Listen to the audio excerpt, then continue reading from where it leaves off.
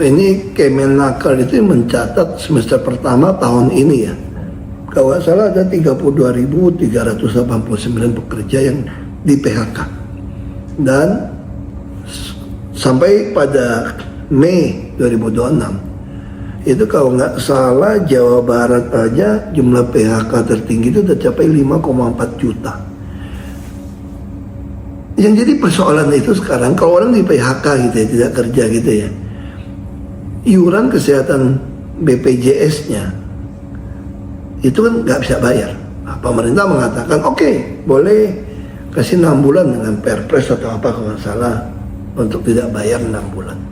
Yang saya mau bicarakan tuh begini, Undang-Undang Sistem Jaminan Sosial Nasional nomor 40 tahun 2006 kalau nggak salah ya, dari 2004 tentang Sistem Jaminan Sosial Nasional itu sebetulnya itu iuran ini kan sifatnya gotong royong. Ini adalah dana iuran BPJS itu kesehatan, dana amanat milik seluruh peserta yang dihimpun.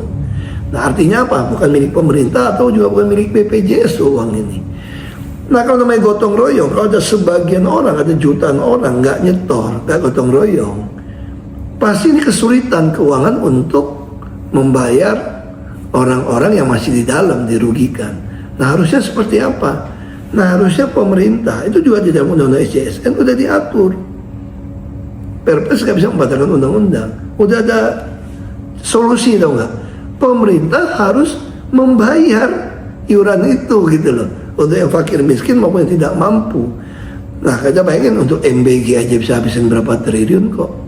Kenapa orang yang sakit, waktu saya di Jakarta maupun di Belitung Timur, saya nggak pernah pakai survei.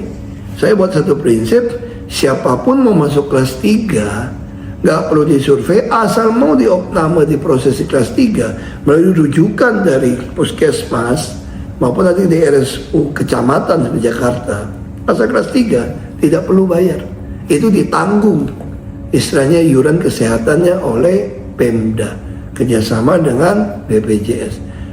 Lalu bagaimana orang kaya menengah yang pura-pura miskin? Ya nggak apa-apa saya bilang, selama dia mau masuk kelas 3. Pertanyaan saya kan bukan ngaku sakit dikasih uang, ini kan orang sakit dibayarin iurannya.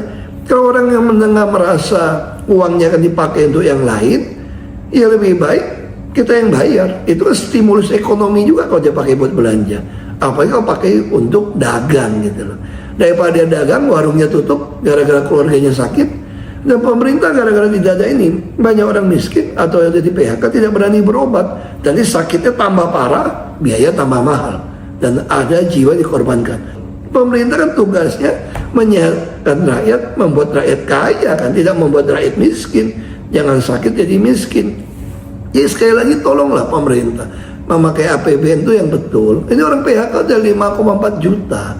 Bukan cuma dibebaskan, Anda mesti isi kembali uang itu. Di kelas 3 saja, kalau dia nggak mampu, ya pasti nggak bisa. Nah itu yang solusi yang udah saya pernah praktekkan di Belitung Timur maupun di Jakarta. Itu aja.